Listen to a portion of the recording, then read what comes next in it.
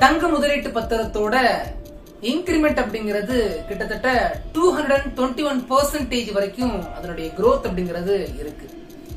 221 அப்படிங்கிற ஒரு வியப்பை எனக்கு ஏற்படுத்துச்சு. ஏன் அப்படின்னா எனக்கு லாஸ்ட் இயர் தான் இந்த சோவரின் கோல்டு பாண்டை பத்தி தெரிய வந்துச்சு.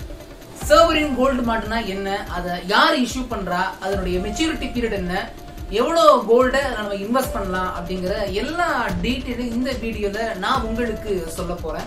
அது மட்டும் இல்லாம இன்னைக்கு நியூஸ்ல வந்த ஒரு அபிஷியல் இன்ஃபர்மேஷனையும் உங்ககிட்ட பகிர்ந்துக்க போறேன். Yes, let's come we make the conversation. உங்கள் அனைவருக்கும் வணக்கம். பேசுவது கார்த்திக். இன்னைக்கு நியூஸ் பேப்பர்ல பினான்சியல் செக்ஷன் படிக்கிறேன். சோவரின் கோல்டு பாண்டுடைய growth அப்படிங்கிறது லாஸ்ட் 8 இயர்ஸ் உடைய கம்பேரிஷன் பார்த்தோம் அப்படின்னா 221% வரைக்கும் அது இன்க்ரீஸ் ஆயிருக்கு. எனக்கு படிச்சோடனே ஒரே ஷாக்கு, என்னடா இவ்வளவு growth இருக்கே அப்படின்னு சொல்லிட்டு. ஃபர்ஸ்ட் இந்த சோவரின் கோல்டு பாண்ட்னா என்ன அப்படிங்கறத பத்தி நம்ம பேசுவோம். சோவரின் கோல்டு பாண்ட் அப்படிங்கிறது ஒண்ணும் கிடையாது. இப்ப நார்மலா நம்ம போய் ஒரு கடையில 1 கிராம் தங்கம் வாங்குறோம் இல்லையா, நம்ம காசு கொடுத்துட்டோம் அப்படின்னா அந்த 1 கிராம் வேல்யூக்கான கோல்ட நமக்கு கொடுத்துருவாங்க. அதே போல இந்த பாண்ட் அப்படிங்கிறது வந்து நம்ம அந்த 1 கிராம் வேல்யூக்கான அமௌண்ட் அவங்ககிட்ட கொடுத்துட்டோம் அப்படின்னா அவங்க ஒரு பாண்டுல நம்ம நேமு இத்தனை கிராம் வாங்கியிருக்காங்க அப்படின்னு சொல்லிட்டு ஒரு எவிடன்ஸ இஷ்யூ பண்ணிருவாங்க. லைக் இந்த சோவரின் கோல்டு பாண்டை யாரு இஷ்யூ பண்றா அப்படின்னா ஆர்பிஐ இஷ்யூ பண்றாங்க. லைக் பேங்க் மூலமா, போஸ்ட் ஆபீஸ் மூலமா நமக்கு இந்த பாண்ட் அப்படிங்கிறது கிடைக்கும். சரி, இது எத்தனை வருஷம் மெச்சூரிட்டி பீரியட் பார்த்தோம்னா 8 இயர்ஸ் இதனுடைய மெச்சூரிட்டி பீரியடா இருக்கு. நம்ம இந்த வருஷம் வந்து நம்ம இத இன்வெஸ்ட் பண்றோம் அப்படின்னா இப்ப 2025 இல்லையா, 2033ல அதனுடைய மெச்சூரிட்டி இருக்கும். ஆனா கவர்மெண்ட் லாஸ்ட் இயரே இத க்ளோஸ் பண்ணிட்டாங்க. இதுக்கப்புறம் எந்த ஒரு சோவரின் கோல்டு பாண்டுமே நம்ம ஆர்பிஐ இஷ்யூ பண்ண போறது இல்ல அப்படின்றத அவங்க திட்டவட்டமா சொல்லிட்டாங்க. சரி, என்ன இதுல பெரிய growth கிடைச்சிட போகுது அப்படின்னு பார்த்தோம்னா, இப்ப இன்னைக்கு தேதியில ஆர்பிஐ வந்து அந்த பாண்ட்ஸ் வந்து ரிலீஸ் பண்றாங்க அப்படின்னா, நான் இன்னைக்கு ரேட் 8775 ரூபா 22 கேரட். இதே 24 கேரட் வாங்கினேன் அப்படின்னா ஒரு 9200 கிட்ட இருக்கும் இல்லையா. லைக் நான் வந்து ஒரு லாஸ்ட் ஒரு 3 டேஸ் உடைய ஆவரேஜ் எடுத்துப்பாங்க ஆர்பிஐ. எடுத்துக்கிட்டு ஒரு அமௌண்ட்டை அவங்க இந்த டேட்ல போய் நீங்க பே பண்ணி வாங்கிக்கலாம் அப்படிங்கிற மாதிரி சொல்லுவாங்க. நம்மளும் போய் பே பண்ணிட்டோம் அப்படின்னா லைக் அது ஒரு மாடரேட்டா இருக்கும். இப்ப இன்னைக்கு டேட்டுக்கும் அந்த 24 கேரட் அமௌண்ட்டுக்கும் லைக் இன்பிட்னு ஒரு அமௌண்ட் இருக்கும்.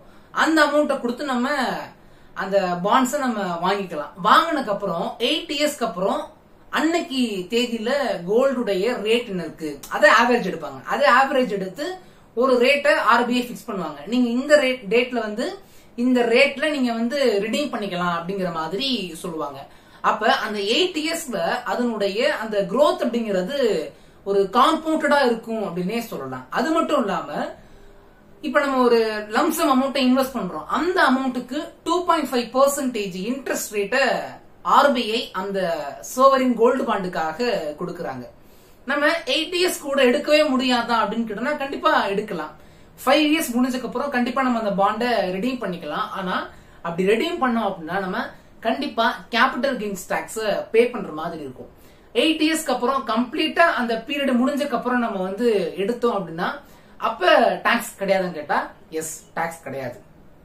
அது மட்டும் இல்லாம இந்த பாண்ட பத்தின ஒரு விஷயம் எப்ப ஸ்டார்ட் பண்ணிருக்காங்க அப்படின்னா 2015-16 பினான்சியல் இயர்ல அதை கொண்டு வரலாமா வேணாமா அப்படிங்கிற மாதிரியான ஒரு கான்வர்சேஷன் போயிருக்கு.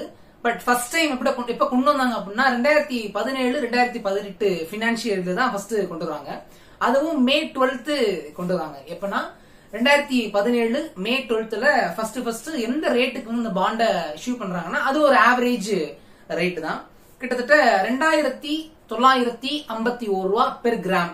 லைக் இந்த சோவரின் கோல்டு பாண்ட் அப்படிங்கறத அந்த டேர்ம் கீழே பார்த்தோம் அப்படின்னா ஒரு கிராம வந்து ஒரு யூனிட் அப்படின்னு சொல்றாங்க. லைக் அன்னைக்கு வந்து எப்ப மே 12 2017ல ஒரு கிராம் வந்து 2951 ரூபா இருந்திருக்கு.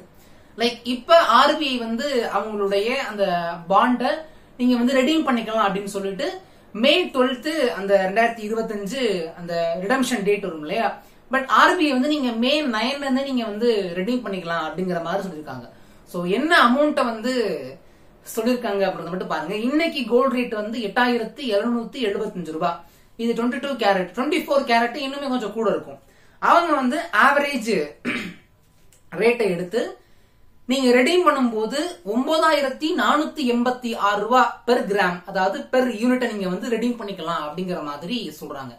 சரி, இந்த பாண்ட்ல நம்ம எவ்வளவு கோல்டு வாங்கலாம் அப்படின்னு கேட்டோம்னா மினிமம் 1 கிராம் கோல்ட்ல இருந்து மேக்சிமம் 1 கேஜி கோல்டு வரைக்கும் இந்த பாண்டின் கீழே நம்ம வாங்கலாம் அப்படின்னு சொல்லிட்டு ஆர்பிஐ கைட்லைன்ஸ் சொல்லுது. சரி, எதுக்காக இந்த பாண்டை கொண்டு வந்தாங்க அப்படிங்கிற கொஸ்டின் இருக்கும் இல்லையா? தங்கத்தோட இம்போர்ட்டை குறைக்கணும் அப்படிங்கிறதுக்காக இந்த பாண்டை மெயினா கொண்டு வந்தாங்க. அதே போல மக்கள் தங்கத்தை வீட்டுல வச்சிருக்க கூடாது அப்படிங்கிற இன்னொரு காரணத்துக்காகவும் இந்த கொண்டு வந்தாங்க. நிறைய இன்னும் சில பர்பஸ் இருக்கு. லைக் இப்பயே ஸ்டாப் பண்ணிட்டாங்க அப்படிங்கிற கொஸ்டின் வரும் இல்லையா? லைக் இப்ப நம்ம ஃபர்ஸ்ட் இஷ்யூ பண்ண அந்த பாண்டுடைய மெச்சூரிட்டி மே 12, 2025 வருது. கிட்டத்தட்ட 8 இயர்ஸ். இந்த 8 இயர்ஸ்லயே 221% இதனுடைய growth இருக்குன்னா இன்னும் ஃபியூச்சர் போக போக தங்கத்தினுடைய ரேட் எப்படி இருக்கும் அப்படின்றத பார்த்துட்டு அத கவர்மெண்ட் திரும்ப ரீபே பண்ண முடியுமா அந்த கன்சியூமருக்கு அப்படிங்கிற அந்த ஒரு கொஸ்டின் எழத்தான் செய்யுது இல்லையா? அப்ப திரும்பி செலுத்த முடியாத ஒரு நிலை வந்துருமா, அதனுடைய ரிட்டர்ன் ரேட்லாம் ஹையா இருந்துருமா அப்படிங்கிற ஒரு காரணத்தால கவர்மெண்ட் இது போதும்பா, இது ஸ்டாப் பண்ணிப்போம் அப்படிங்கிற மாதிரி கவர்மெண்ட் சொல்லியிருக்காங்க. லைக் நீங்க யாரெல்லாம் இந்த சோவரின் கோல்டு பாண்ட்ல இன்வெஸ்ட் பண்ணிருக்கீங்க அப்படின்றத மறக்காம கீழே கமெண்ட் செக்ஷன்ல சொல்லுங்க.